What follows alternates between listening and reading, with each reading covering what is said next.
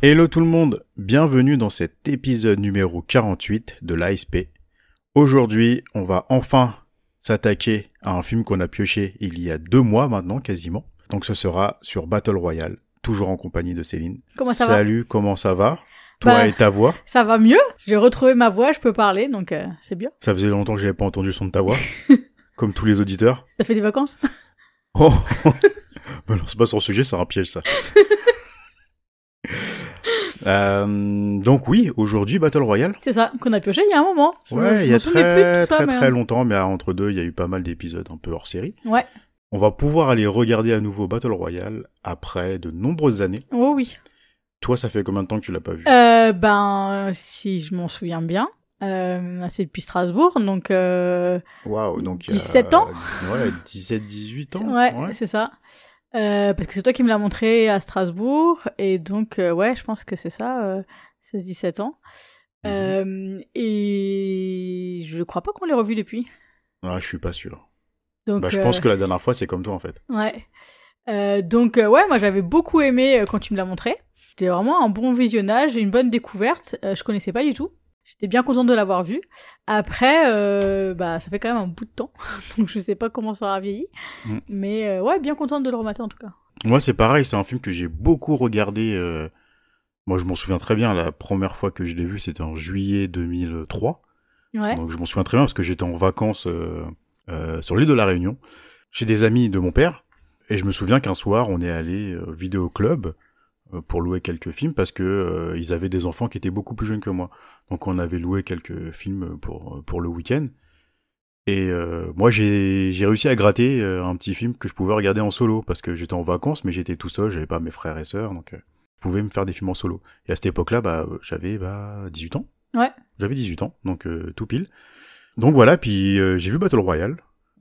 J'en avais entendu vaguement parler à l'époque, comme un peu tout le monde, hein. Je pense que c'est un film qui a beaucoup tourné dans les oreilles parce qu'il était tout de suite devenu culte sans l'avoir vu, de par sa violence, de par son sujet.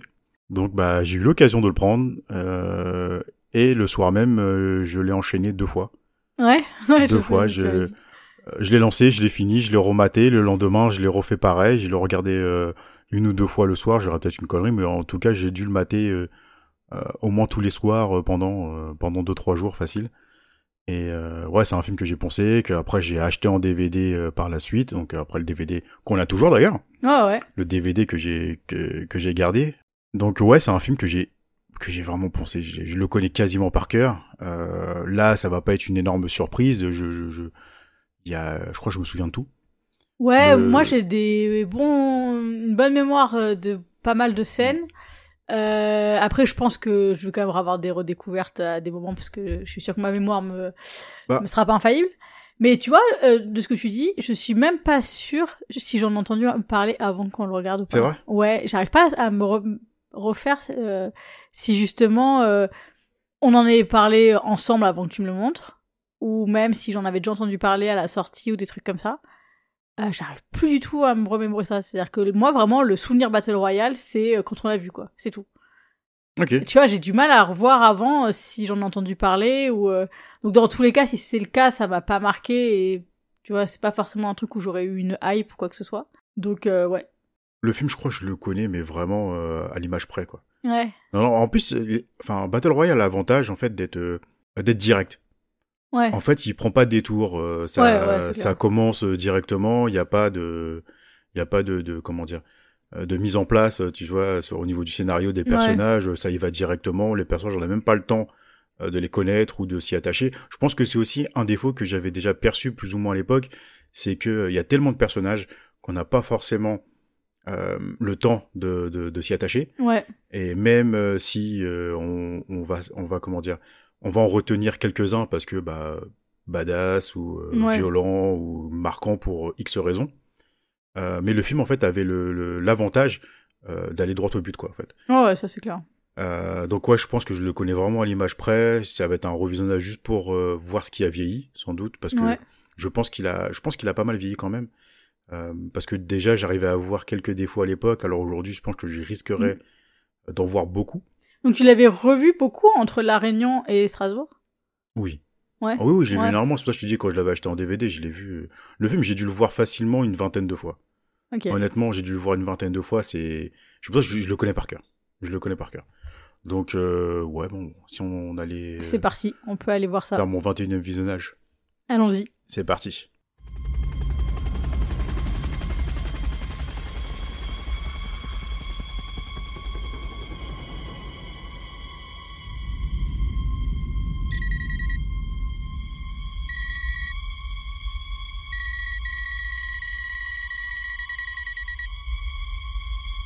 J'étais votre professeur en 5e, et cette fois encore, on m'a chargé de votre classe. Je suis sûr que nous allons être amis. Pourquoi tous ces soldats?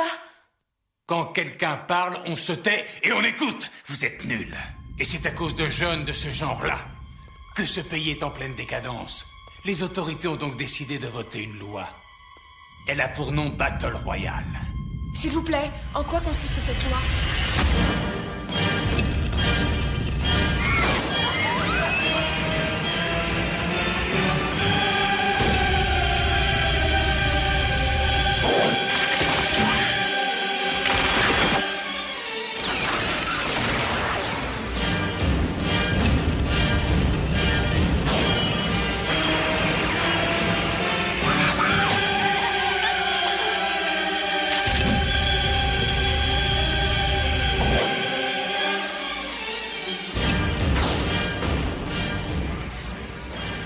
Nous voici de retour après le visionnage de Battle Royale de Kinji Fukasaku, sorti en 2000, d'une durée de... Je n'ai pas la fiche technique sous les yeux. Et si tu nous faisais un petit résumé de ce film que je ne vais pas catégoriser parce que tout est dans le titre. Tu vas dire, tu veux un petit? C'est des étudiants qui font un Battle Royale, des lycéens qui font un Battle Royale. Ouais, qui s'entretuent. Voilà. Mais c'est simple, hein. Ils jouent à Highlander, il y en aura qu'un qui survivra. Ouais, mais tu vois, finalement, ce que j'adore avec ce film-là, c'est l'utilisation du terme Battle Royale. Tu vois, aujourd'hui, le Battle Royale, en fait, c'est ultra connu, ça a été démocratisé, surtout avec il y a beaucoup de mangas. Moi, je parle vraiment de manga parce que c'est vraiment, il y a beaucoup de choses que j'ai vues là-dessus. Donc, déjà, il y a le manga Battle Royale, mais derrière, il y a eu beaucoup de trucs de survival, tout ça. Il y a eu des jeux vidéo comme Fortnite qui sont sortis, qui sont basés sur le Battle Royale. Aujourd'hui, quand on dit Battle Royale, on sait tout de suite ce qu'on on voit toujours. Il y a aussi Hunger Games qui est sorti derrière, que ce soit en bouquin, après les films. Donc, le terme Battle Royale, en fait, il veut tout dire. C'est ça, exactement. Et en fait, moi, je trouve que déjà, le titre, en lui-même, non pas du film, mais déjà qui est à l'origine un roman. Donc le roman à la base qui s'appelle Battle Royale, moi je trouve que c'est vachement explicite quoi. Ça. Et les sorties elles sont super courtes parce que court. Généralement quand il y a des adaptations, s'il y a plusieurs années entre chaque, la sortie du roman c'est 99 et l'adaptation manga et film c'est 2000. Ouais. Donc c'est vraiment hyper rapproché quoi. C'est ça. Et qu'il a dû faire un choc le roman au Japon quand il est sorti. Je pense comme qu'il soit adapté aussi vite quoi. Comme le film a fait son choc aussi et comme le manga aussi a fait son choc parce que ils sont tous différents même si j'ai pas lu le roman. Ouais, moi par contre ça m'a bien donné envie de le lire. Moi d'après ce que j'ai compris c'est l'œuvre qui se rapproche le plus du roman, ça serait le manga. Okay. Même s'il a beaucoup plus de contenu, on va dire à caractère sexuel et plus graphique, forcément, vu que c'est un manga. Mais c'est au niveau de la narration, au niveau des personnages, en fait, ça se rapproche beaucoup plus du roman. Okay. Le film s'en détache un peu plus, notamment sur quelques personnages qui sont caractérisés différemment. Par exemple, Shuya, le héros dans le manga du moins, il est orphelin dès le début en fait. Son père se suicide pas par exemple. Ok, d'accord. Donc tu vois, il y a des trucs comme ça. Les personnages des deux délinquants, j'ai plus leur nom, j'ai pas retenu. Kiriyama et j'ai un trou. Enfin bref, c'est pas grave, de toute façon, je pense qu'on en reparlera un peu dans le film, mais il y a deux personnages de délinquants qui sont, qui apparaissent dans le film dès le début de la narration. Dans le manga, en fait, ils font partie de la classe de Shuya et puis de ses élèves. En fait, ils sont 42 élèves et c'est les 42 élèves en fait là, puis les deux délinquants en fait font partie de cette classe. Okay. Alors que dans le film, c'est deux pièces rapportées. Ouais. Notamment, il y en a un qui avait déjà gagné un précédent Battle Royale. Moi, j'avais compris que c'était les deux qui avaient gagné. Non, t'as raison. Oui, c'est les deux. À 2 années différentes, mais. C'est les deux qui avaient déjà remporté le Battle Royale et qui viennent intégrer l'école pour apporter une difficulté. Parce que d'après ce que moi j'ai compris, c'est genre la 4e ou 5e année qu'ils font le truc. Je crois, Parce qu'il y a les deux avec, donc c'est Kiriyama et Kawada. Kawada, c'est ça. Et avec la jeune fille. Oui, oui, oui. Et on comprend que c'est pas que la 4e, donc moi je pensais, ouais, genre... Oui, non, il y en a eu plus, mais je me demande même si le roman s'attarde pas plus que ça sur le background du Battle Royale, sur la création du Battle Royale. Ouais. Je pense, parce que moi j'avais souvenir dans le manga c'est pareil, ça fait très longtemps que je l'ai pas lu, j'avais souvenir qu'en fait on s'attarde beaucoup plus aussi sur la création du Battle Royale, sur les règles, un peu plus... on s'attarde beaucoup plus sur les règles, tout simplement, contrairement à la vidéo qu'on voit dans le film, en fait, qui va résumer succinctement, assez simplement, en fait, les règles de base, quoi. Bon, après, c'est un film, donc un film, forcément, c'est plus condensé, tu peux pas forcément exposer plus de choses que dans le roman ou dans un manga. C'est des trucs qu'on a déjà abordés dans le podcast, mais effectivement, les adaptations, il y a toujours ça, il y a t'es obligé de prendre un parti pris particulier. Donc là, le film, il fait 2h02, donc effectivement, c'est assez court. Pour tous les personnages qu'il y a, en fait. Ouais, voilà, c'est ce que j'allais dire. 42 élèves, le professeur. Après, il y a le principe du Battle Royale, il y a l'île, il y a aussi l'école, le système éducatif. Exactement. Et tout, donc tout ça va assez... Puis ce Japon dystopique aussi. Ouais. Parce que c'est aussi le but du film, c'est de raconter un monde plus ou moins dystopique où en fait on peut se permettre d'inventer des nouvelles règles, en fait. Ouais. Des règles qui peuvent forcément pas exister dans la vie réelle, je l'espère. C'est ce que j'allais dire. Je l'espère, parce que avec le temps, je pense que on sait jamais avec ce qui nous gouverne, on sait pas ce qui nous pend au nez. Mais voilà, ce genre de règles-là où en fait, on l'a pas vraiment résumé, mais tout le monde le connaît, je pense, le principe de Battle Royale.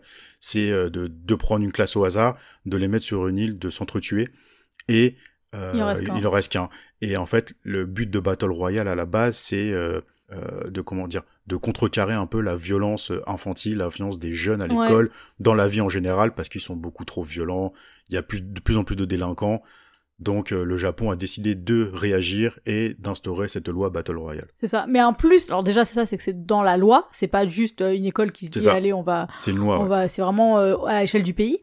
Et alors là, la classe, c'est une classe de lycée, alors que les autres, ils parlent à chaque fois de collège, et donc ils sont en 3e. Oui. Donc c'est vraiment genre 14 piges, quoi. Mm-hmm. Et un autre truc, en fait, que je trouve qui est assez peu développé, c'est... Alors, je crois qu'on va vachement dans l'analyse, là, on n'a pas non, mais c'est pas grave. On n'a pas dit notre ressenti à chaud. Ouais, c'est que en fait, il n'y a pas finalement de résultat. C'est-à-dire que ils sont obligés de s'entretuer. Il y a même pas le côté de dire on va essayer de vous donner une possibilité que tout le monde survive. Mais en fait, au final, vous allez vous entretuer. Donc pour montrer justement la violence des jeunes et tout, là c'est vraiment juste maravez-vous la gueule, quoi. Ouais, c'est ça. Et au final, il n'y a pas vraiment de conséquences parce que comme la classe est tirée au sort, c'est pas forcément des élèves violents, c'est juste... il n'y a pas de sentiment à la base sur cette loi-là, même si après la conjoncture du Battle Royale, en fait, amène aussi à savoir jusqu'où va l'amitié.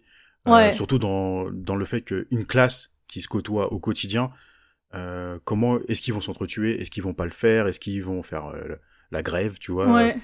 Tu vois, il y a plein de points de vue qui sont amenés dans le film, parce qu'on va vraiment rester dans le film, parce que le manga, j'ai plus trop de souvenirs, et le roman, je l'ai pas lu. Donc on va vraiment se concentrer sur le film. Et voilà, en fait, c'est tout ce point-là qu'a voulu amener Fukasaku. Peut-être aussi amener une critique de son pays en lui-même. Peut-être de dire qu'il y a peut-être un problème dans le système éducatif, dans l'éducation parentale, et plein de choses, tu vois. Je pense que ça, en lisant un peu entre les lignes, je pense qu'on peut trouver énormément de critiques sur la société japonaise en général. Ouais, je pense aussi. Peut-être des choses qu'on n'a pas forcément. À l'époque, moi j'avais souvenir quand le film était sorti, ça avait fait un énorme bruit, parce que violence entre enfants déjà. Ouais, c'est ça, surtout, c'est que c'était vraiment des jeunes. C'est quoi. Des jeunes qui s'entretués, ils ont 15 ans dans le film, tu vois. Et les acteurs en eux-mêmes, ils ont 15 ans. Ouais. C'est ça aussi qu'il faut savoir, c'est pas des acteurs qui ont été vieillis, à part un. Il y en a un qui est beaucoup plus vieux que les autres, donc c'est Kawada. Ouais. Il a 25 ans au moment du tournage du film, et il joue un personnage qui est peut-être un petit peu plus vieux. Ouais, mais qui est genre 18, quoi. Voilà, 17-18 ans peut-être. Mais par contre, les autres élèves, ils ont tous 15-16 ans, quoi. Ils sont vraiment dans cet âge-là, ils ont vraiment pris des jeunes qui représentent cette classe d'âge. Donc voilà, je pense que ça fait un énorme bruit parce que de mettre des jeunes. Ouais, ou des jeunes qui sont pas encore majeurs s'entretuer, mais vraiment d'une façon ultra violente, parce que le film avait fait énormément de bruit pour son ultra violence. Le film a été interdit. Au moins de 18 ans, je crois. En France, c'était au moins de 18 ans? Je sais pas, c'était dans les bonus, il disait que c'était... Au Japon. Au Japon. Au Japon, interdit au moins de 18 ans. En France, je pense au moins 16 ans. Hein. Facile. Ouais. Facile. Même si au début du film, il mettait R15. R15, c'est la classification de films. Je pense que donc ça doit être... Je pense qu'il a été plus interdit au moins de 15 ans au Japon. C'est vrai que dans les bonus DVD, il disait que le film a été interdit au moins de 18 ans. Peut-être en salle et puis après... Peut-être en salle, je sais pas. Honnêtement, peut-être qu'à la base, il était parti comme ça. Peut-être sur les premiers jets...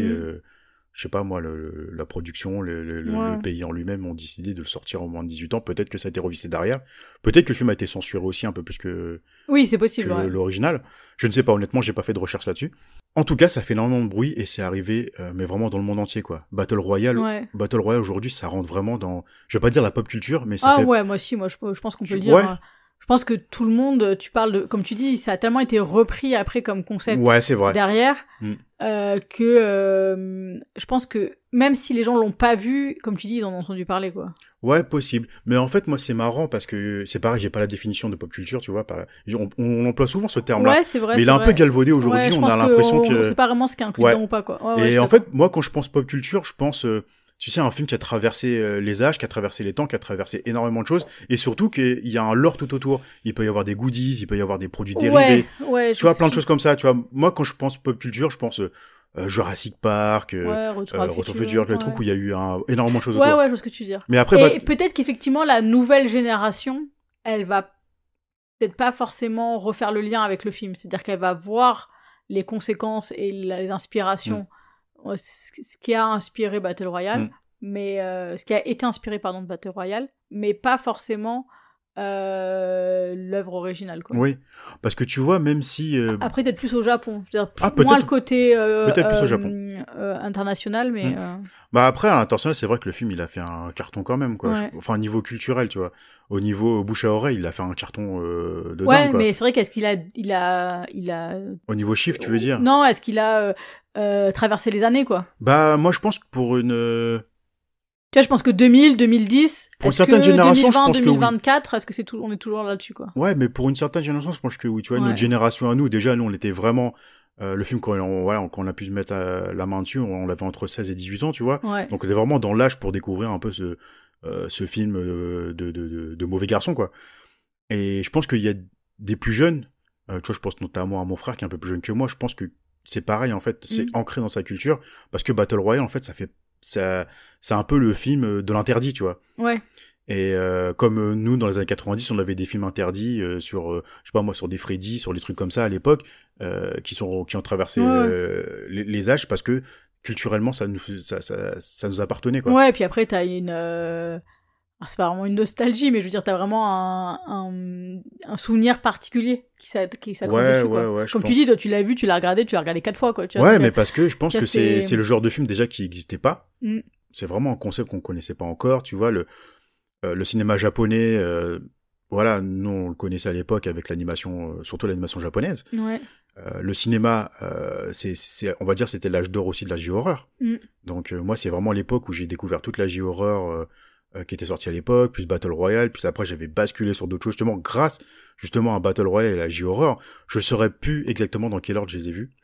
Ouais, mais tu sais que c'est un peu vraiment mélangé dans la même période, quoi. Moi, je sais plus, par exemple, je sais plus si c'est Audition ou Battle Royale qui m'a justement poussé à m'intéresser au cinéma japonais, en fait. Parce qu'à l'époque, le cinéma asiatique, c'était exclusivement du hongkongais. Ouais. Parce que c'est ce qui est arrivé chez nous aussi, tu vois. C'est vrai. Le cinéma d'action, le cinéma kung-fu, le wuxiapian, c'était vraiment ce qu'on avait sous la main, quoi. Ouais, ou sinon le cinéma japonais, ça allait être le cinéma plus classique, type Kurosawa, les trucs comme ça. Ouais, mais ça après il fallait avoir déjà une certaine culture, une certaine cinéphilie, tu vois. Et je pense qu'il y a justement autour des années 2000, parce que avant 2000 il y a eu Ring et Audition. Mais moi je pense dans ces eaux-là, tu vois, il y a vraiment une puissance de frappe au niveau cinéma japonais qui arrivait chez nous avec la J-horror et le cinéma de l'ultra-violence comme ça. Et en plus, je pense que pour ma génération, ça a parlé parce que on a été biberonné à l'animation japonais. Donc l'animation japonais à l'époque, Club Dorothée, donc qui a été déjà très controversé par sa violence et puis par énormément de sujets, tu vois. Donc forcément, ça nous parlait à nous. Ce genre de film-là, c'était genre, bah oui, mais ça, c'est la continuité de ce que nous on regardait, tu vois. Donc légitimement, c'était normal qu'on s'oriente. Désolée, mais Battle Royale, c'est pas la continuité de Princesse Sarah. Hein. Je te parle pas de Princesse Sarah. Hein. Je sais. Ouais, allez, on va pas lancer de... Je te niaise, comme on dit. Ouais. Alors, si on commence à parler d'animation, on l'est pas barré. Je sais. Mais dans tout ça, on a parlé, on a commencé déjà à digresser pas mal. Ouais, complètement. Mais qu'est-ce que t'en as pensé de ton revisionnage? Moi, j'ai, de manière générale, un très bon second visionnage. Effectivement, il y a des choses qui ont vieilli, et il y a des choses qui m'ont moins marqué. J'ai aussi des scènes où, comme on a dit dans, je sais plus quel film, où on avait un peu fantasmé des C'était Darkwater. Darkwater, ouais. On était persuadé d'avoir une scène en tête, et en fait, la scène n'existait pas. C'était quoi? C'est la scène où la fille, elle bute les deux gars avec sa fossile. Oui. En fait, on voit juste la fille se rhabiller et nettoyer sa... Et toi, t'avais fantasmé quoi? Moi, j'avais pensé qu'elle les tuait vraiment en plein acte, quoi. Ah, d'accord. Mais ça, c'est dans le manga, ça. Ah, bah, c'est peut-être pour ça. C'est dans le manga. Ouais. C'est dans le manga, on voit. C'est pour ça que je te dis que le manga, il y a énormément de caractères. Ouais, je me souviens. Vraiment sexuel. Ouais. Limite, c'est limite un hentai, tu vois. Même si c'était un peu, tu vois, bon, j'ai encore digressé, mais le manga, tu vois, avec le recul, tu vois que vraiment, il est carrément border, parce que c'est censé reprendre le roman. Et le roman, les personnages ont 15 ans. Ouais. Et en fait, bah, les personnages dans le manga ont aussi 15 ans et 16 ans, tu vois. Ouais. Et le film est ultra sexualisé. Le manga est ultra sexualisé. On voit vraiment énormément de scènes de sexe. De cul. Et mais sauf que dans le manga, en fait, ils sont dessinés beaucoup plus âgés, quoi. Ils sont vraiment dessinés beaucoup plus âgés. Donc quand tu lis le manga, t'oublies vite en fait qu'ils ont 16 ans. Ouais. Tu vois la violence, l'ultra-violence, le sexe, tout ça, bon tu dis voilà. Et puis comment ils sont caractérisés, comment ils sont dessinés, tu dis oui, bah c'est bon, ils sont tous majeurs, tu vois, c'est... Ouais, mais moi je pense que c'est une technique, tu vois, pour faire passer un peu la pilule et de dire c'est bon, ils sont pas mineurs, vous inquiétez pas. Ouais. Mais border quoi. Ouais, je suis d'accord. Voilà, un peu cringe. Ouais, donc tu vois ça par exemple, je l'avais complètement zappé et je trouvais qu'au final la scène était suffisait carrément, il y avait pas besoin de montrer plus quoi. Et puis sinon je te dis dans l'ensemble un bon visionnage. Et toi pour ton 21e ou 22e? Bah moi j'adore toujours. Après les critiques que je vais soulever, c'est vraiment autour des visuels quoi. Je trouve que visuellement ça a pas mal vieilli. Je dis pas ça parce qu'on l'a maté en DVD, la qualité DVD elle est pas tip top. Mais je parle vraiment au niveau de la technique de certains cadrages, de colorimétrie, d'utilisation en surabondance de gros projecteurs. Tu le vois, les projecteurs, tu les vois, ça m'a énormément gêné. Bah, surtout qu'ils sont censés être sur une île déserte. Moi, je trouve ça, tu vois, pour le coup, je trouve que les scènes sur l'île, elles sont super bien, parce que tu vois qu'il y a vraiment un décor naturel, tu vois, ils utilisent vraiment le décor naturel, c'est super cool, tu vois.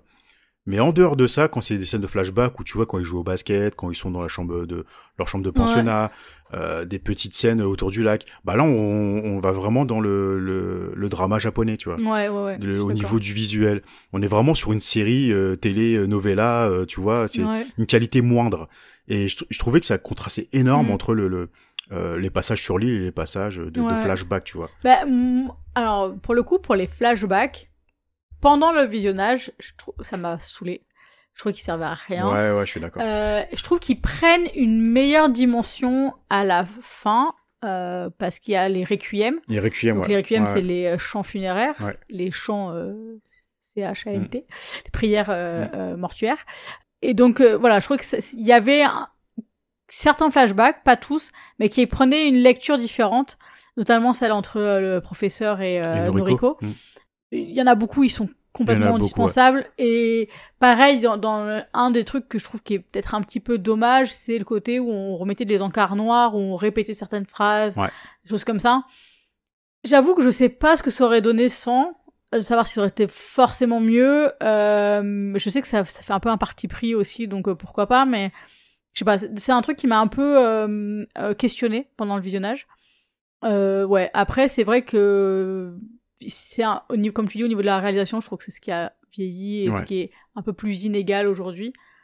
Mais c'est vrai que tu vois, c'est clairement quelque chose où au premier visionnage, je l'ai même pas réfléchi en fait. Tu vois, c'est que je pense que le film était surtout à l'époque et la première fois où on le voit, tellement choc qu'en fait le sujet c'était pas de se concentrer sur la réalisation ou de regarder un peu comment le film était fait, mais plutôt d'absorber le sujet, la violence du thème, la violence graphique qu'on voit, ce genre de choses quoi. Ouais, non, je te rejoins sur ça. Mais après, moi, ce qui m'a énormément gêné, c'est les scènes de nuit américaines, en fait. Ouais. Tu vois, tu les vois là, tu les vois vraiment.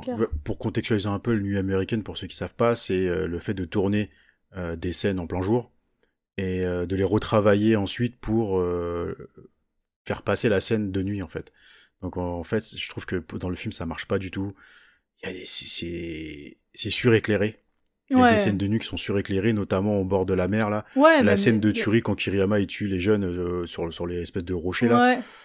Ça marche pas. En plus, il y a pas censé d'avoir d'éclairage sur l'île, là, tu vois. C'est ça. Et en fait, tu vois en fait, la lumière, elle est pas naturelle, tu le sens, tu le vois tout de suite, clair. Tu vois. Et puis, en plus, avec les filtres pour apporter un contraste de nuit, je trouve que ça marche pas du tout, quoi. Ouais, non, je suis d'accord. Même tout ce qui est les ombres, les contrastes et tout, ils sont pas du tout adaptés. Puis même, tu vois, genre la scène dans la grotte. Oui, tu vois, en plus, ils ont un peu des équipements type lampe de poche, des trucs comme ça. Ils pourraient très bien s'éclairer comme ça. Puis surtout qu'il aurait pu jouer là-dessus. Ouais. Parce que, donc au début du film, ils ramassent tous un sac de vivres, un sac avec une arme, donc plus ou moins aléatoire. Et, tu vois, ils auraient pu juste dire, bah voilà, on vous met, dans ce sac, il y a une lampe de poche, tu vois. Et en fait, de jouer la nuit avec ce contraste-là, juste jouer sur des lumières avec une lampe de poche, je pense que ça aurait été après je pense que c'est vrai que ça demande un peu plus de plus de matos, plus d'organisation, des choses comme ça. Mais après surtout ils auraient très bien pu le mettre dans le scénar en fait. C'est pas une île l'île elle est pas complètement déserte parce que t'as un dispensaire, t'as un phare. Oui, c'est une île qu'ils ont évacuée. Ouais, tu vois, ils auraient très bien pu faire une île qu'ils ont installée, ils ont mis des projos partout et puis tu te prends pas la tête et au moins t'as tes projos et ça passe quoi, tu vois. Même ça, l'idée des projos j'aime bien, tu vois. Ça fait un peu bête de foire. De montrer vraiment, on met, tu vois, de monter des gros spots lumineux comme dans les stades, tu vois. Éclairer toute la zone et puis ça amène un peu un élément un peu au niveau du cirque, tu vois, tu mets des jeunes dans l'arène et ça fait un peu colisée quoi, un peu colisée, éclairé avec un espèce de voyeurisme avec les caméras qui sont diffusées pour l'armée et puis pour Kitano qui suivent le truc, tu vois.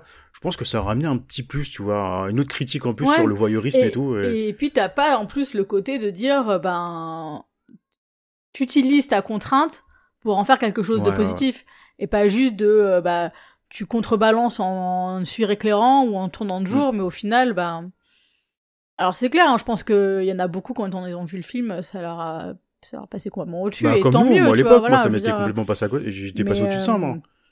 Mais j'avais même pas vu, je voyais même pas, moi je voyais de la violence. C'est ça. Tout. Moi, ça m'a... C'est pour ça que tu y vas aussi, c'est pour voir des jeunes s'entretuer. Oui, complètement. C'est le but de base, et le but, je pense qu'il est largement respecté. Et puis là, on est en train de faire on est en train de donner des leçons à Fukasaku, alors que le mec, 70 ans, c'était son 60e film. Donc je crois qu'au bout de 60 films, il sait quand même ce qu'il fait, tu vois. Oui, complètement. Mais de toute façon, après, je pense que ça va aussi avec l'époque. C'est que je pense que c'était aussi une façon de faire qui était assez commune à l'époque. Et où maintenant, parce que je pense que c'était une façon d'aller aussi peut-être plus vite, sans avoir le côté vraiment CGI qu'on a aujourd'hui, où maintenant on va tout mettre, tu vois, ils vont tous tourner sur fond vert et donc tu mets le décor que tu veux, la météo que tu veux, la lumière que tu veux, quoi.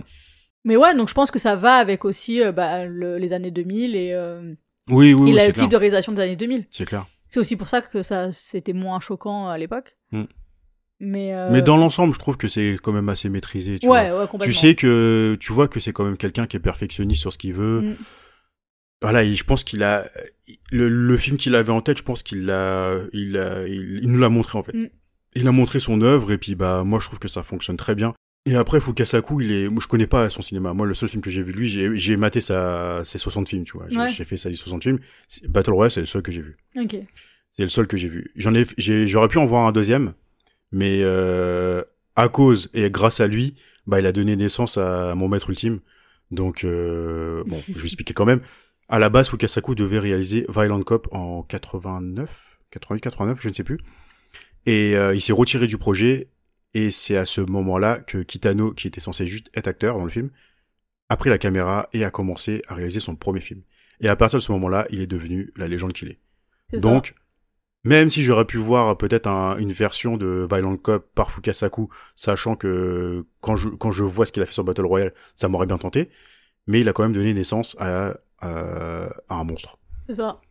Donc juste pour ça, merci Fukasaku, même si j'en ai vu qu'un film de toi, mais tu m'as révélé Kitano à mes yeux, et aujourd'hui je t'en remercie énormément.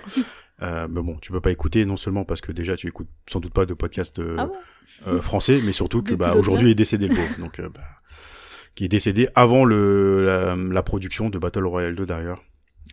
Battle Royale 2 qui peut-être viendra dans le podcast. On verra. On en avait parlé, c'est vrai que moi je suis pas hyper chaud parce que Battle Royale 2 je déteste. Mais moi j'ai souvenir que je l'ai vu, que je me souviens pas grand chose du film et que j'avais pas aimé. Je déteste ce film. Après je me suis dit que ça aurait pu en faire un épisode nanar. Ouais, pourquoi parce que pas. pour moi c'est vraiment un nanar quoi. Et c'est pas bon, tu rigoles mais tu ris jaune, tu vois. Non, c'est même pas vraiment un nanar parce que tu rigoles pas vraiment, tu te moques pas du film en fait. Ouais. Le film tu dis mais non putain, il y avait Battle Royale avant. Battle Royale 2 réalisé par le fils de Fukasaku d'ailleurs, qui a repris le projet, qui n'aurait sans doute pas dû. Je pense, ouais.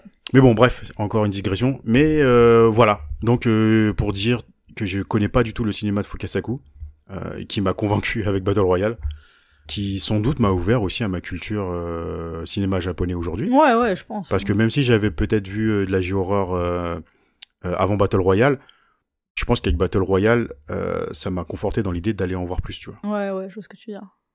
Parce que, cinéma de petit con, quand t'as 18 ans, tu adores ça. Et puis t'as envie de voir d'autres choses. Et puis, ça m'a permis d'aller piocher à gauche, à droite, surtout sur du Mickey, qui a fait pas mal de films aussi de mauvais garçons. Donc, je pense que c'est grâce quand même à ces années 2000 là où on est là devant le micro, simplement. Carrément. C'est grâce à ce genre de film là aussi qu'on peut en parler aussi, parce que c'est avec ces films là qui ont conforté ma cinéphilie de me dire reste dans le cinéma asiatique, c'est super. Ouais, carrément. Et puis comme tu dis, d'ouvrir notre curiosité, quoi. Ouais, c'est ça. Mais c'est vrai que un truc que je me suis fait comme réflexion dans le film et qui a été conforté avec quand j'ai vu l'âge qu'il a, en fait, je trouve que les thèmes, ils sont vachement modernes. Ouais. Et effectivement, j'aurais jamais pensé qu'il avait 70 ans quand il a fait le film. Parce que il y a effectivement toute la dimension de violence ou des choses comme ça, où ça fait pas quelque chose de classique, académique, qu'on aurait pu voir effectivement d'un réalisateur de 70 ans dans les années 2000. Comme tu dis, il y a vraiment un côté décomplexé qui est assez agréable en fait. Surtout donner la place à des jeunes, que ce soit garçons ou filles.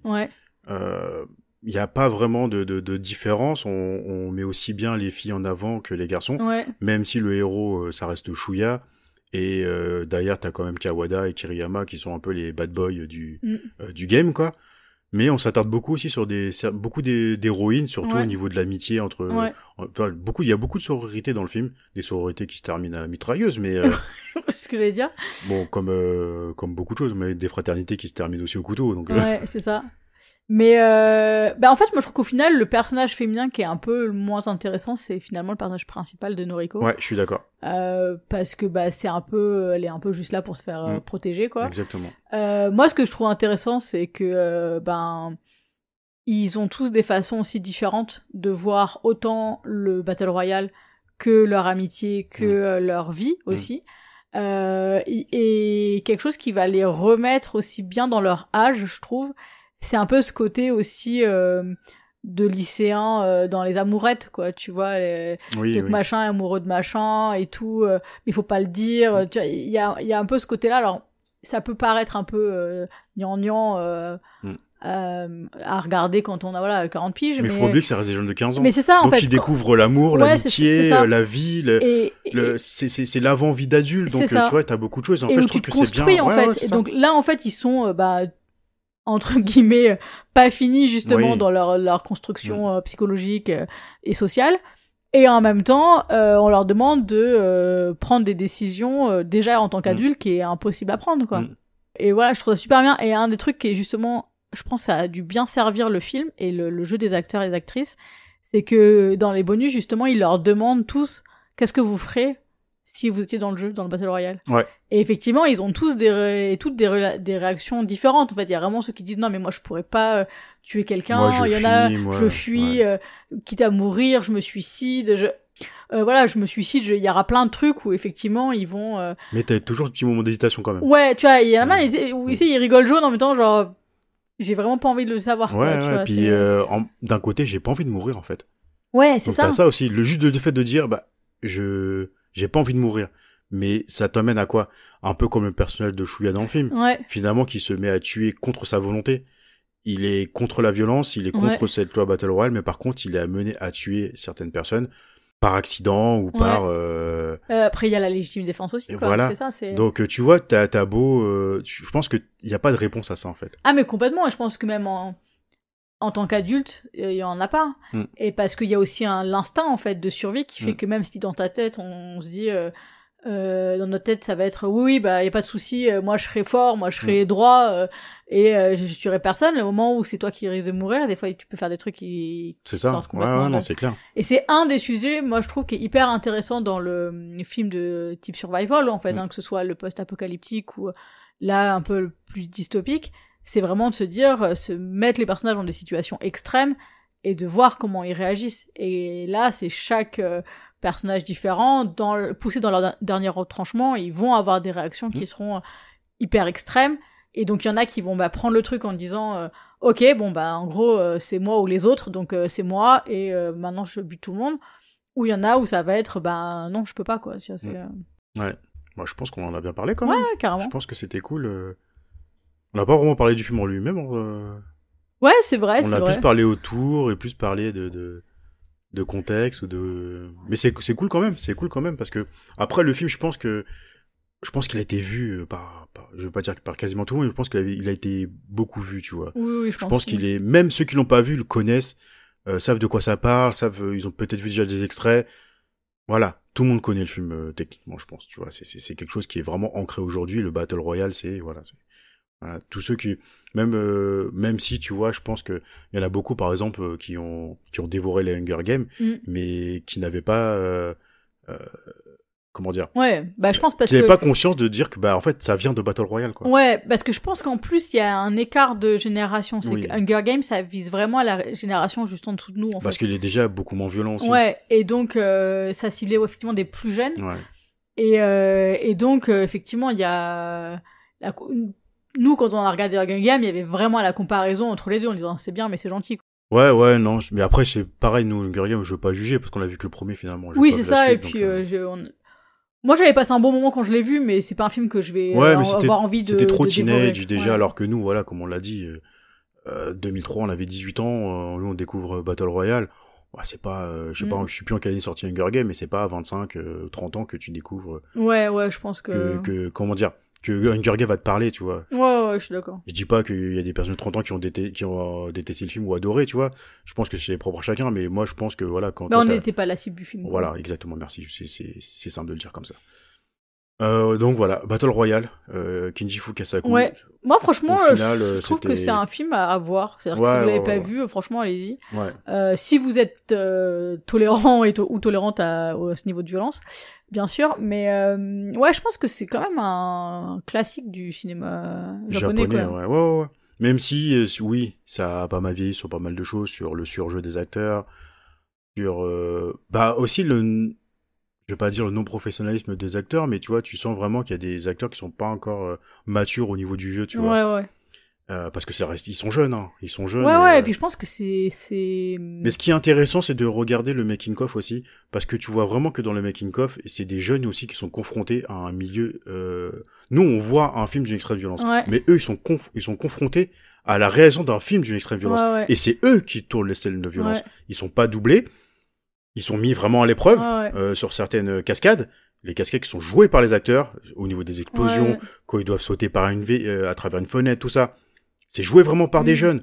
Donc, quand tu as ça après un visage de film ou avant un visage du film, bah, je pense que ça prend une autre ampleur, en fait, de dire que bah, finalement, en fait, c'est des jeunes aussi sont confrontés aussi à ce monde-là, à ce monde dystopique techniquement personne veut connaître, à part les psychopathes. Des psychopathes comme Kawada ou Kiriyama, tu vois. Bah, même Kawada, tu sens qu'il le fait. Kawada, il le fait pas par plaisir. Ouais, il a un autre objectif, mais oui. Mais des personnages comme Kiriyama, quoi. Tu vois. Ouais, lui, c'est le psycho de base, quoi. Il y en a qui, ça existe, hein, aujourd'hui, ça existe. Il y en a qui feraient Battle Royale avec plaisir, tu vois. Je pense, ouais. Ouais, c'est sûr. C'est ce qui fait peur, d'ailleurs. Mais bon, enfin bref. Oui, je pense que voilà, il y a énormément de surjeux, ça reste, on va dire assez classique dans le japonais aussi de dire que tous les acteurs ils surjouent. C'est un peu le cas pour certains acteurs dans le film. Moi, par exemple, le personnage de Shuya, je le déteste. Moi, je le déteste pas, mais je le trouve pas intéressant. Le personnage, je déteste, et l'acteur, je ne peux pas. C'est un acteur que je déteste. Je n'aime pas son jeu. Je n'aime pas sa façon de jouer. Ouais, moi, franchement, moi, je l'ai trouvé inintéressant. Ouais. Autant le personnage qu'effectivement le jeu d'acteur. Pour ce film-là, parce qu'après, j'ai pas d'autres références. Et tu vois... Mais tu vois... Pardon, vas-y. Vas-y. Je trouve qu'effectivement, il y a des... les acteurs et actrices, leur niveau, ils sont assez irréguliers, en fait. C'est-à-dire qu'il y en a qui seront très bons.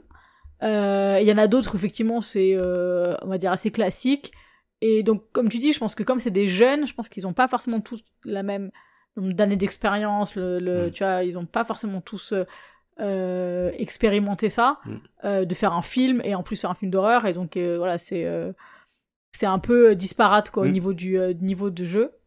Mais il y en a quand même quelques-uns qui fonctionnent bien, quoi. Ils sont très bien, mais tu vois, moi, je pense qu'il y a Fukasaku, il a raté le coche sur quelque chose. Il aurait dû, sans doute, suivre son instinct. À la base, il voulait mettre Kawada en personnage principal. Ouais. Je pense que ça aurait été une super idée. Je pense, ouais. Parce que, comme on l'a dit là, le personnage de Shuya, il est inintéressant à un point pas possible. Que ce soit au niveau de son background, au niveau de son, de son présent, au niveau de son jeu en général, le jeu de l'acteur. Le personnage, c'est autre chose. Je trouve qu'il est pas très bien écrit. L'acteur, il a zéro charisme pour moi. C'est un acteur que je déteste. Dans le 2, encore plus. Bah, en fait, il y a un des trucs qui fait qu'il ait pas trop de charisme qui est explicable, c'est le côté où effectivement, donc il est orphelin et il vient de perdre son père qui vient de se suicider, donc genre l'année d'avant ou un truc comme ça, donc c'est assez récent. Et il est un peu livré à lui-même, quoi. Donc tu sens que déjà dès le début du film, c'est un personnage qui est assez apathique, qui est un peu voilà, qui est un peu sans émotion, qui a envie de se mettre avec personne, tu vas dire pas du tout intéressé par les filles. Le problème, c'est que après, il y a un peu ce côté sauveur qui est hyper cliché, et il va pas vraiment évoluer, il va pas vraiment mais surtout que moi, ce qui m'énerve, c'est qu'en fait, dans le film, t'as énormément de personnages qui comptent sur lui, en fait. Ils disent oui, faut en parler à Shuya, faut dire ça, mais en fait, dans le film, tu sens pas que c'est quelqu'un tu vois, je veux pas dire le mal alpha, tu vois, mais c'est pas il a pas le charisme d'un leader, il a pas l'écriture d'un leader. Ça. Et moi, je trouve que ça fonctionne pas dans le film. Bah, le seul truc qui fonctionne, c'est le fait que de base, il aimait tout le monde dans la classe. Donc en gros, il avait pas de groupe. En gros, il avait Nobu avec qui il était vraiment son meilleur ami, mais sinon après, il était ami avec tout le monde. Donc en gros, il comptait sur lui pour pas se faire poignarder dans le dos, quoi. Ouais, c'est vrai. Mais là où je suis d'accord, c'est que en même temps, il va déjà ils savent pas. Parce que ils ont bien vu que tout le monde changeait. Donc en fait, même si ton meilleur pote ou ta meilleure pote, elle te tase ou elle te découpe en morceaux. Donc je veux dire... Oui, c'est ça, c'est clair. Voilà. Et puis après, bah comme tu dis, il prend aucune décision en fait. Donc mais là, maintenant qu'on en parle avec le recul, c'est peut-être voulu aussi. C'est peut-être de dire que oui, Shuya, dans sa classe, comme tu dis, c'est un peu celui tout le monde se rattache parce que c'est l'élément central, ils sont entourés avec tout le monde, donc il rallie un peu tout le monde. Tu sens que peut-être qu'à la base c'était ça, tu vois, c'était le personnage dans la classe qui illuminait tout le monde, tu vois. Et peut-être le fait qu'on le mette dans des situations ardues, bah finalement on voit vraiment ses capacités, puis on voit vraiment qu'il a pas les reins pour. Ouais.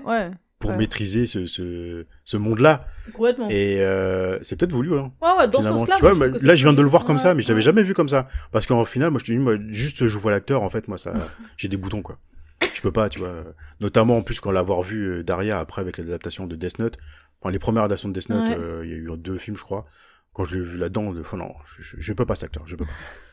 Enfin bref, c'est physique, c'est personnel, j'ai rien contre lui, hein, c'est peut-être un bon garçon, hein, mais non, je ne peux pas, il a 0 charisme pour moi. Alors qu'un personnage comme Kawada, déjà qui était à l'époque du tournage, était déjà beaucoup plus âgé, mais tu sens que lui, il a la maturité d'âge. Et il a surtout la maturité d'expérience dans le cinéma, tu vois. Donc tu vois, il impose quelque chose, il a un charisme, le fait que Fukasaku ait voulu le mettre en personnage principal, je pense que c'est pas anodin. Je pense qu'il a eu le pif, il s'est dit putain, mais voilà, lui, c'est un acteur. Lui, il a la maturité, lui, il a le charisme. Après, ça s'est pas fait parce que l'écrivain de Battle Royale, en fait, il était contre l'idée d'enlever Shuya comment dire, du personnage principal, ce que je peux comprendre aussi, ça reste ton œuvre, et puis quand on t'appelle aussi pour que tu donnes ton avis, bah tu le donnes. Tu le donnes quand même, et puis je pense que tu dois être un minimum écouté. Mais moi je pense que Fukasaku il a eu le pif quand même. Bah, je pense que au niveau, comme tu dis, de l'acteur, c'est un bon choix. Par contre, je suis pas sûre que dans le scénario, ce soit... Alors après, ça dépend ce qu'il avait prévu de faire, hein, mais je veux dire, si on prend tel quel le personnage de Kawada et on le met en premier... Ça en ferait pas forcément un personnage principal. Bah, c'est pas ça, c'est qu'en fait, il est censé guider aussi Shuya et Noriko. Ouais. Il est censé avoir la connaissance du fait que c'est un ancien et tout. Et je pense que c'est presque trop facile de le mettre en personnage principal. T'as sans doute raison. Tu vois, le côté de genre, tu le mets, celui qui a déjà l'expérience, qui sait déjà tout, machin et tout, et donc il va guider, en gros, comme un prophète, les gens à travers le Battle Royale, quoi. Mais je te rejoins. Franchement, je te rejoins, je pense que tu as raison, mais après, moi, j'aime à penser que Fukasaku, s'il a voulu... Je pense qu'il aurait changé beaucoup de choses avec. Bah, déjà, il a déjà beaucoup réécrit, donc il a changé énormément de choses. Je pense qu'il l'aurait fait différemment. Oui. C'est... Pas le film tel quel, tu vois. Ouais. Moi, tu prends le même film et tu mets juste Kawada en personnage principal. Ça marchera pas. Non, ça marchera pas. Mais par contre, effectivement, un autre acteur pour Shuya, ça aurait été bien, quoi. Ouais. Puis, mais même de base, hein, moi je suis d'accord, hein, on va dire juste sur le scénario et la création du personnage, Shuya et Noriko, c'est les deux, pour moi, losers, en fait. Oui, c'est clair. Pas parce qu'ils tuent personne, hein, loin de là, mais parce qu'il n'y a pas d'évolution vraiment dans leur façon de penser. Ouais. C'est qu'en gros, ils subissent le Battle Royale, ils cherchent pas à modifier quoi que ce soit, et donc ils se font en sorte de buter personne, mais en fait, on n'a pas l'impression que ils se rebellent contre quelque chose, ils cherchent quelque chose à faire. Ils vont juste se déplacer dans l'île quand on leur dit que la zone, elle va être... ils vont se faire crever, mais tu vois, je pense que ce que tu dis au niveau de la rébellion, je pense que c'est quelque chose que Fukasaku avait pensé pour le deuxième film. Ouais. Et le deuxième film, en fait, ça parle de rébellion. Ouais, complètement. Je pense que c'est... Je sais pas s'il avait prévu de faire un deuxième, mais s'il l'avait fait, je pense qu'il aurait pensé comme ça. Penser faire Battle Royale tel qu'elle là, et faire un deuxième vraiment sur une rébellion. Comme le deuxième film est basé sur ça, je pense que Fukasaku était parti là-dessus aussi. Bah, que ce soit sur qu'ils évoluent pas forcément dans le sens de la rébellion, parce que c'est prévu pour plus tard, pas de problème. Mais il faut quand même que ton personnage, il passe d'un état A à un état B à la fin du film, une fois que tous les péripéties sont arrivés. Oui, là, c'est juste, en gros, c'est même pas eux qui s'en sortent, en fait. Ils se font aider pour sortir du Battle Royale. Il y a rien qui va... Eux vont pas être acteurs de quelque chose, en fait. Ils vont soit subir, soit se faire aider et compter sur quelqu'un d'autre pour avancer. Ouais. Tu vois, c'est... Ouais. Mais après, peut-être que c'est voulu aussi par Fukasaku pour justement amener les limites aussi au personnage. Ouais. Effectivement. Je sais pas. Moi, ça m'a pas touché comme ça, en fait. Ça saute pas aux yeux, c'est sûr. Ouais. Moi, je te dis, là, j'en parle là parce que le fait d'en discuter, d'échanger, ça m'apporte peut-être un autre élément de visionnage que j'avais pas vu avant. Mais le fait que ça saute pas aux yeux, bah, c'est qu'il y a quelque chose qui cloche, en fait. Ouais, c'est ça. Donc, ouais, soit on vous conseille réellement Battle Royale. Puis je pense que c'est un film à découvrir, même si après, au final, vous allez détester par son surjeu ou par sa violence qui vous est, voilà, qui vous est pas familier. Je peux comprendre, mais je pense que ça fait partie d'une culture et indispensable sans doute à regarder. Ouais, carrément. Est-ce que t'as une scène préférée? Oula, Bah, j'ai envie de dire le requiem de la fin entre Kitano et Noriko, parce que en fait, on a vraiment une idée particulière quand Dans le flashback. Il y a le flashback. Ouais. C'est pour ça que je trouve que moi c'est le seul qui fonctionne Ouais, en fait. Je suis d'accord. Et que quand on donc pour donner du contexte, le flashback, il y a pas de parole, il y a que la musique, et au moment du requiem, là on a tout le dialogue entre les deux personnages. Et en fait, le sens est complètement différent de ce qu'on avait en tête. Et ça, c'est un beau contre-pied, je trouve. Ça amène une dimension complètement différente aussi dans la relation du professeur et le personnage du professeur, qui au départ est juste censé être le professeur un peu psychopathe, c'est-à-dire qu'au départ c'est le prof soumis, il se fait agresser et il devient complètement psycho et il veut buter tous les élèves, quoi. Et sauf Noriko, donc en plus il y a un côté, tu vois, où tu le sens un peu genre prédateur. Oui. Et en fait, pas du tout. Et donc voilà, je trouve que ça c'est une scène qui a vraiment une grosse force, quoi. Je suis d'accord avec toi. Moi, c'est ça que j'allais dire aussi. Ouais. C'est là vraiment, en fait, il y a un vrai contre-pied et il y a une vraie profondeur. Ouais, c'est ça. Dans quand tu découvres ce Requiem à la fin. Ouais. Et comme tu dis, moi, je m'en souviens à l'époque quand j'avais regardé, tu trouvais ça cringe, en fait. Tu disais, mais en fait, un adulte qui veut se pécho une jeune, tout simplement. Ouais, c'est ça. C'est le premier truc que tu penses, malheureusement, parce que bah oui, parce que l'image amène ça. Ouais. L'image amène ça. Et comme t'as pas de dialogue, tu vois des lèvres, si, les lèvres, là, je m'en suis rendu compte là. Mais tu sais, avec maintenant mon expérience d'animation japonais, sur les lèvres, en fait, il me semble, hein. Mais sur les lèvres, dans le flashback, en fait, on lit sur les lèvres, merde, je sais plus comment dire en japonais, mais en gros, elle dit, je t'aime. Ah ouais? Kimochi. Je crois qu'elle dit Kimochi on lit ça sur ses lèvres. Je crois que Kimochi, ça veut dire, je suis en train de m'enfoncer dans un truc, là, je suis en train de me perdre. Mais en fait. Je peux pas t'aider, là. Mais en fait, je peux vraiment pas t'aider. En fait, tu lis ça sur ses lèvres et, tout de suite, bah là, moi, sur le visionnage là, parce qu'avant, j'avais pas ça, tu vois. Déjà, j'avais du mal à parler français, donc, je pouvais pas lire sur des lèvres, sur des personnes qui parlaient japonais. Donc là, je l'ai lu, j'ai fait, ah, oui, donc, en fait, je pense que le sens premier de ce flashback, c'est de dire, voilà, tu vois, il y a une histoire d'amour entre une élève et un prof. Donc tu vois tout de suite le côté cringe, tu vois. Et le requiem de la fin, bon, je veux pas paraphraser ce que tu as dit, mais c'est exactement ça. Et je trouve que ça prend un vrai contre-pied et une autre profondeur. Ouais, entièrement d'accord. Et puis il y a Kitano dans la scène. Donc, parce que, on notera que j'ai pas parlé de Kitano. Aussi un peu, t'as quand même dit que c'était une légende depuis le début. Oui, mais c'est pour faire le lien entre Violent Cop, Fukasaku, donc voilà. Kitano qui a retrouvé Fukasaku, 20 ans, non, 10 ans après, pardon. 10 ans après, pour Battle Royale. Donc un film qu'ils devaient initialement faire ensemble sur Violent Cop et qu'ils l'ont fait 10 ans plus tard sur Battle Royale. La boucle est bouclée, donc c'est beau. Non, et puis Kitano qui est toujours excellent. Oui, toujours excellent. Puis en plus, Kitano qui joue Kitano. Il joue son rôle. Fukasaku l'a pris parce qu'en fait, il l'a écrit pour lui et il l'a écrit par rapport à sa personnalité, par rapport à ce que lui, en fait, il a montré dans sa carrière au niveau du cinéma. Le personnage, tu sais, vraiment du Kitano, quoi. Je vais pas en parler là parce qu'on pourra en parler des heures. Mais Fukasaku l'a appelé pour dire, j'ai écrit un personnage et je l'ai écrit par rapport à toi et le personnage s'appellera Kitano comme toi. Ouais. Moi, il y a un truc, comment dire, je fais une dernière parenthèse. Justement, dans les bonus, en gros, donc, je suis désolée, je vais pas prononcer le nom du réalisateur parce que je vais mélanger des syllabes. Donc, le réalisateur, il dit à Kitano, tu prends ta craie, tu la jettes sur l'élève, là. Mais vraiment? Ouais. Genre, tu veux vraiment que je fasse ça? Fait, oui, elle est d'accord. Ah bon? Mais, genre, j'ai pas envie. Allez, mais c'est là que tu vois un peu la différence de personnalité entre le Beat Takeshi et le Takeshi Kitano, tu vois.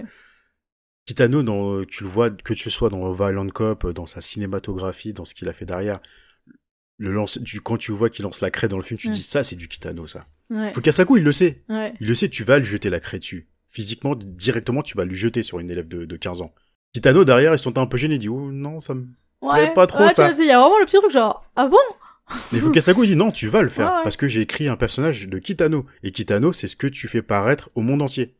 Et il est bon, franchement, il est bon quand même, Fukasaku. Il a quand même, il a une conscience de travail, il a une conscience avec qui il travaille.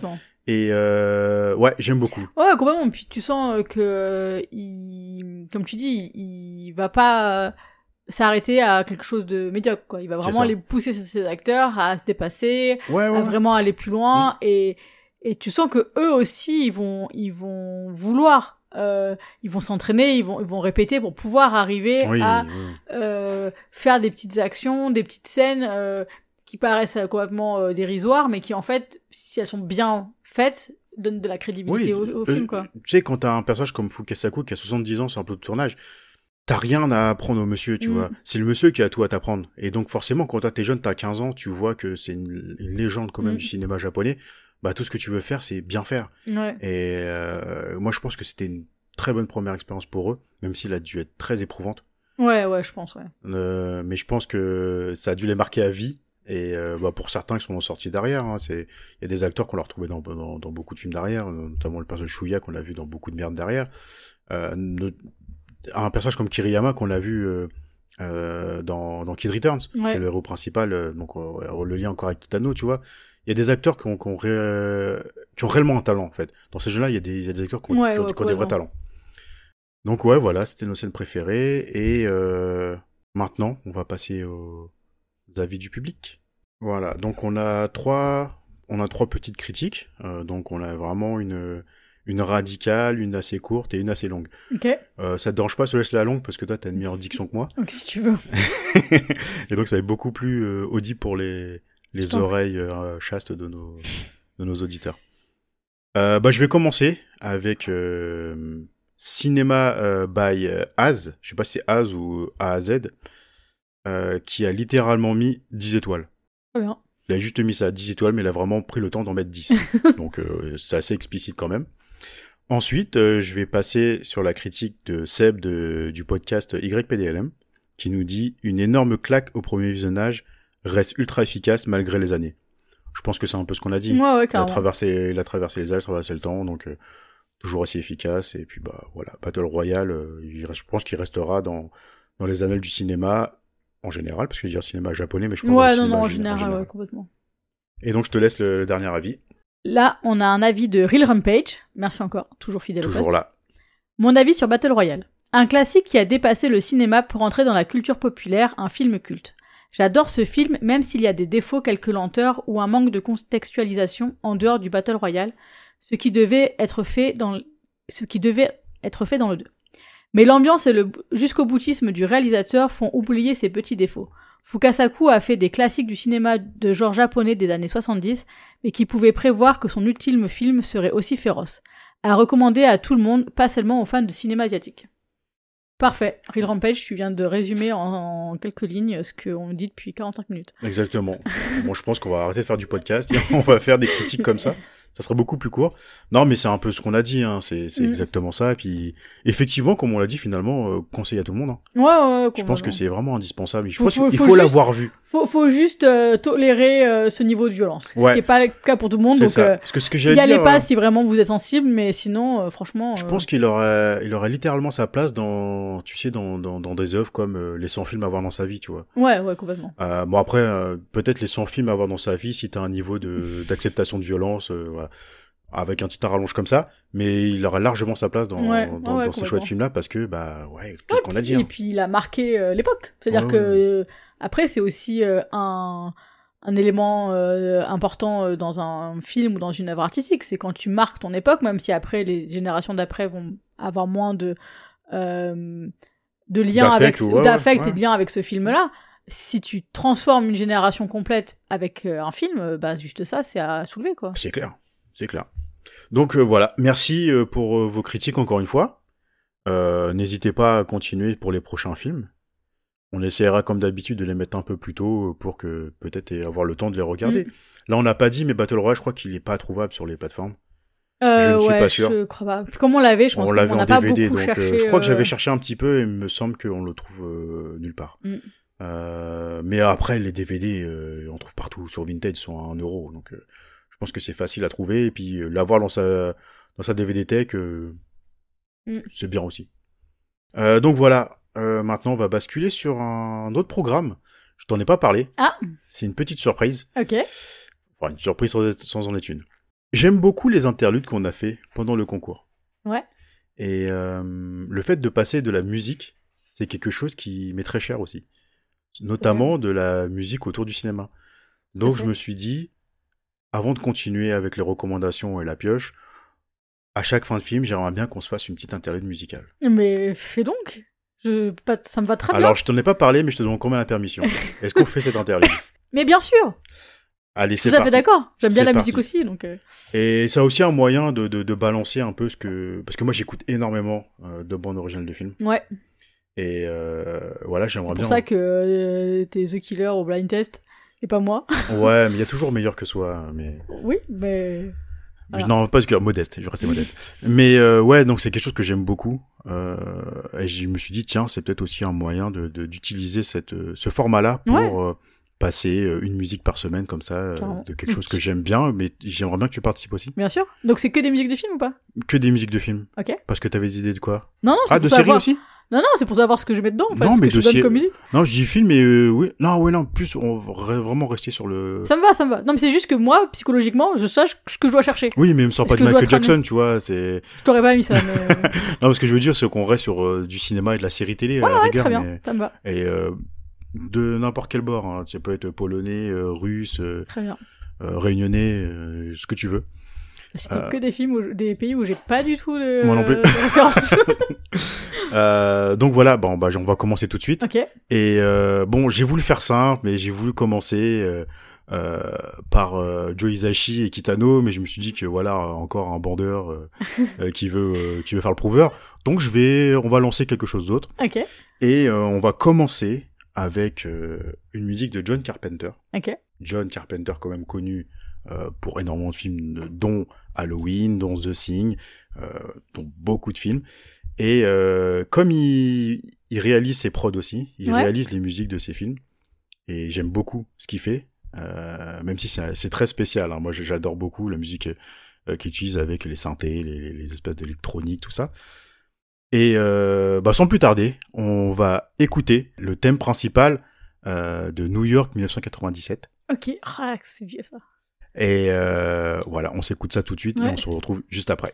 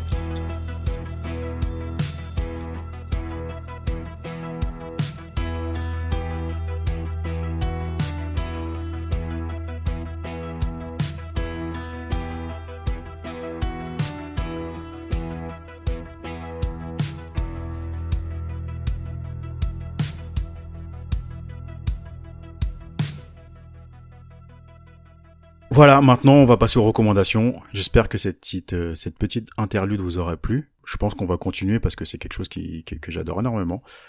Donc qu'est-ce que tu nous recommandes ? Continuité. Donc moi je vais recommander une bande dessinée qui s'appelle Les Yeux Fermés, qui est écrite par Héloïse Martin et illustrée et colorisée par Baptiste Mongautier et Valentine Delucy. Donc c'est l'histoire d'Émilie qui se retrouve pour l'anniversaire de mariage de ses grands-parents. Donc il y a réunion de famille, tout le monde à la montagne, pas de réseau, tout va bien. Il y a un des participants qui va un peu troubler Émilie, parce que ça va faire remonter plein de souvenirs, et en fait elle est confrontée à son agresseur de quand elle était enfant. Il y a donc son oncle, si je me trompe pas, l'a agressée sexuellement quand elle était enfant, avec sa cousine, donc avec la fille de cet oncle. Et il y a eu un procès, il a fait de la prison, il est sorti de prison. Et en fait, elle se reconstruit, elle refait sa vie, elle grandit. Le reste de la famille fait genre que c'est normal. Un peu ce côté de genre, c'est passé, tout est terminé, faut arrêter d'en faire un plat et faut passer à autre chose, quoi. Et en fait, il y a la confrontation de tous les membres de la famille. Et comment chaque personne de la famille va réagir aux réactions d'Émilie, à ses sentiments, à ce qui se passe, et à son histoire. Et c'est très juste, en fait. Bon, c'est extrêmement bien écrit, c'est très précis. C'est malheureusement une histoire vraie. Donc c'est l'histoire d'Héloïse Martin. Et voilà, je trouve que l'espèce de huis clos aussi familial fonctionne très bien. C'est assez c'est dur, mais c'est assez intéressant comme histoire parce que justement on n'est plus dans la problématique, l'agression, mais dans après, donc des dizaines d'années après, et comment les gens vont avoir refait leur vie en gros. Et c'est ce qui est assez horrible en fait, c'est justement de voir que elle vit toujours avec ça, quoi. Je veux dire, elle se reconstruit tout doucement, et pour eux les autres c'est bon, c'est terminé, quoi. Et donc il y a le côté de dire oui, mais c'est ma famille, donc je peux pas non plus. Et voilà, donc il y a plein de comme ça de trucs qui se rencontrent, qui se confrontent, qui s'éclatent un peu partout. Et c'est très bien écrit, c'est très bien illustré, c'est une belle bande dessinée qui est à lire. Ok. Voilà. Et toi, super. Moi j'en avais quelques-unes, mais je pense que je vais en garder pour un peu plus tard. Mais là, je vais vraiment faire vidéoludique. J'ai enfin rattrapé les 2 derniers opus de God of War. Et putain, quel pied. Quel pied. Je suis un énorme fan de God of War à la base, de la première trilogie du moins, enfin trilogie, avec les autres épisodes qui sont sortis sur PSP, tout ça, qui rallient vraiment un lore tout autour du dieu de la guerre Kratos. Donc voilà, il y a les 2 derniers épisodes où, en fait, après avoir buté Zeus et toute sa clique, en fait, il se retrouve dans les pays nordiques à retuer des dieux, mais cette fois-ci, il va se confronter à Odin. Donc voilà, c'est un jeu que on avait commencé. Ouais, c'est pour ça que tu l'as pas fini d'ailleurs. Ouais, on l'avait commencé tous les deux à la sortie en fait. Ouais. Parce que le jeu, on l'avait acheté en boîte. Et on l'avait commencé tous les deux, mais comme t'es pas une énorme gameuse... Ouais, c'est le moins qu'on puisse dire, et comme je galérais surtout. Ouais, et puis en fait t'avais tenu à qu'on le fasse tous les deux, j'ai dit ouais, ok, pas de problème. Ouais, mais par contre, j'ai beaucoup aimé les peu de temps où on a joué ensemble, mais c'est vrai que c'était... Mais comme en fait on jouait moins souvent, et puis... on joue pas souvent déjà à la base, ouais. Et finalement, en fait, on a eu un déménagement entre deux, tout ça, donc on l'a complètement abandonné. Et moi, je l'ai pas refait en fait, et puis on l'avait... Il y a quelques années de ça, on l'avait relancé. Ouais. On a dit bon allez, on le reprend quand même. Et on l'a repris et on n'est pas allé plus loin que la première fois. Et du coup, on l'a encore abandonné. Et là, je me suis dit c'est bon, je la joue perso et je me lance dans God of War. Ouais, mais je peux même pas être vexé, parce que je comprends. Et finalement, avec le recul, heureusement que tu l'as pas fait parce que ça aurait été beaucoup trop exigeant pour toi. Ouais, clairement là, je connais mes limites. Je sais que c'est. Je me doutais un peu, tu vois, que ça allait être trop. Mais en fait, je me suis dit, tu vois, avec le schéma narratif qu'a utilisé God of War par rapport au premier, Tu vois, le premier qui était vraiment limite un beat'em all où vraiment tu t'appuies sur carré et puis tu butes tout le monde. Moi, ça me va bien, ça. Mais ouais, bah là, c'est un peu pareil, même si c'est un petit peu plus technique quand même. Mais bon, enfin bref, je digresse vraiment sur le gameplay, mais juste pour dire, putain, je suis content en fait d'avoir rattrapé God of War. Carrément. Et là, bon, j'ai pas encore fini Ragnarok, je suis à la fin là, donc Odin, prépare-toi. Je viens de couper la tête ou autre chose, mais je vais couper quelque chose. Donc voilà, je suis juste content d'avoir rattrapé enfin God of War, c'est vraiment un pied monstre, j'adore l'évolution de Kratos dans ces deux-là, où on voit vraiment une espèce de maturité, où vraiment, après avoir éliminé tout l'Olympe, il se retrouve vraiment en tant que père de famille à essayer de survivre avec son jeune enfant. Enfin, son jeune enfant qui a 8 ans, je crois, dans le premier, puis qui a grandi dans le deuxième. Donc la maturité en tant que père, la maturité dans l'évolution du personnage, l'écriture du personnage, l'écriture du jeu en général, qui est très différent des premiers jeux. Voilà, qui est limite cinématographique, quoi. Il y a des cinématiques de dingue, il y a vraiment de l'émotion, les musiques elles sont incroyables, ouais, tout est parfait. Voilà. Bah franchement, moi c'était un truc que j'aime bien en fait. C'est justement, je trouve qu'il est très beau. C'est juste que, bah déjà juste pour. Et en plus c'est con parce que moi je t'avais dit à l'époque que ouais non mais les God of War ça se termine super rapidement. Tu vois. L'histoire tu y vas, c'est un jeu assez court. Sauf que là pour le premier, juste à le mode histoire, j'ai dû le finir en 20, 25 et 30 heures. Ouais. Donc un mode histoire qui dure une vingtaine d'heures, c'est déjà très long, déjà, enfin pour toi déjà du moins. Ouais, carrément, bah c'est clair que... En fait, moi j'avais en tête un 8-10 heures, tu vois, comme beaucoup de jeux où tu vas d'un point A à un point B, et ça te prend une dizaine d'heures et c'est bon, tu vois. Sauf que là, c'est beaucoup plus long, là, le deuxième... Mais on avait fait un peu God of War 3 aussi, je crois. Ouais, t'avais... Et justement, comme j'avais pas trop... galéré, on va dire. On s'est dit bon, on va faire ensemble suivant. Mais ouais. Mais moi c'est ça mon problème en fait, c'est que je trouve ça toujours super beau. Je suis toujours hyper comment dire contente de les voir et tout. Sauf que quand je te vois jouer, ça paraît super simple. Quand moi je prends la mettre dans les mains, c'est vachement moins pratique. Donc et puis bah c'est qu'après moi j'ai pas 20 heures à mettre en 2 semaines pour jouer ça. Et je sais qu'il y en a, ils vont faire ça en une journée, hein, mais... Ouais. Voilà. Donc voilà, God of War, j'ai enfin rattrapé, je suis super content, puis j'attends je vais rattraper d'autres choses derrière. Je pense que je reparlerai aussi ici, mais je suis en plein rattrapage, en fait. Ça fait tellement longtemps que je me suis pas aussi plongé dans des vidéos comme ça, en fait. Je jouais de temps en temps à des jeux de sport ou des jeux de combat comme ça, mais j'ai laissé énormément de licences, énormément de jeux d'aventure comme ça. Moi, les jeux d'aventure, j'adore à la base. Il y en a beaucoup que j'ai laissé de côté. Ah bah c'est ça d'avoir des enfants. Bah ouais. Et là, je suis en train de rattraper un peu tout et waouh, je suis en train de prendre un pied à monstre, quoi. Donc voilà, c'était mes recommandations. Très bien. Et maintenant, on va passer au film de la semaine prochaine. Très bien. Ça fait longtemps qu'on n'a pas pioché. C'est clair. Ça fait très longtemps. Bah quasiment 2 mois. Hein. Donc c'est parti. Qu'est-ce qui va arriver à passer après Battle Royale ? Qu'est-ce que t'as envie après ça ? Parce que ça fait longtemps qu'on n'a pas fait de film asiatique en soi. Parce que oui, c'est vrai. On a fait beaucoup d'hors-série, on a fait beaucoup on a fait la tier list, tout ça. Donc on n'a pas vraiment regardé de films asiatiques. Bah moi comme d'hab en fait, hein, j'ai envie d'un truc un peu dark quoi. Et surtout soit un truc très très dur, soit un truc très drôle. Ouais, un truc très drôle. J'ai pas envie d'un truc genre un drame, tu vois, ou un truc comme ça, une tranche de vie. Je veux soit un truc bien gore, soit un truc bien détente, ouais.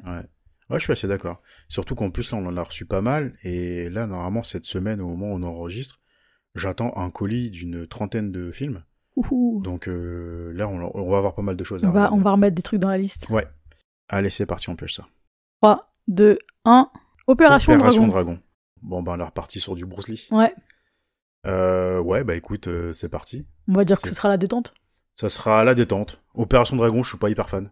Je sais pas, j'ai pas vu. C'est pareil, ça fait très longtemps que je l'ai pas vu. Pourquoi pas? Non mais c'est bien, je veux dire, en 1 an de podcast, j'aurais refait ma culture. C'est vrai, t'auras fait les Bruce Lee. Moi, il t'en manque pas beaucoup, hein, parce que là, je crois que t'as fait les... Non, il manque Big Boss. Et bah, après, c'est bon, t'auras fait l'intégrale, quoi. Donc, ouais, Opération Dragon. Je suis pas hyper... enthousiaste. Ouais, je suis pas... Ouais. Je m'attendais à autre chose, mais c'est pas grave, c'est la pioche qui décide. Bah ouais, c'est ça, on va regarder ça. Opération Dragon, c'est vrai que ça fait longtemps que je l'ai pas vu, je suis pas grand client de ce film-là. S'il y a quelques Moi, je sais même pas de quoi ça parle, en fait. J'ai déjà vu des trucs passer, parce que, ils ont fait il y a des extraits qui passent un peu partout, mais je sais pas de quoi ça parle. En fait, j'aime pas beaucoup le début. Ouais. Et j'aime bien le reste, en fait. Comme la dernière fois, t'aimes les combats et c'est tout, quoi.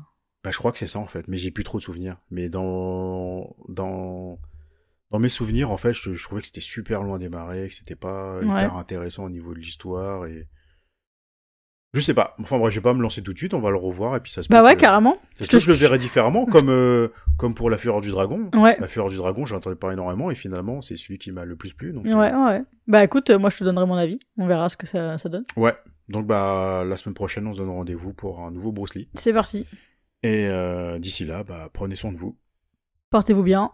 Et n'hésitez pas. Préparez vos listes de Noël. Ouais, puis préparez vos claviers pour nous dire ce que vous en pensez du film. Ouais.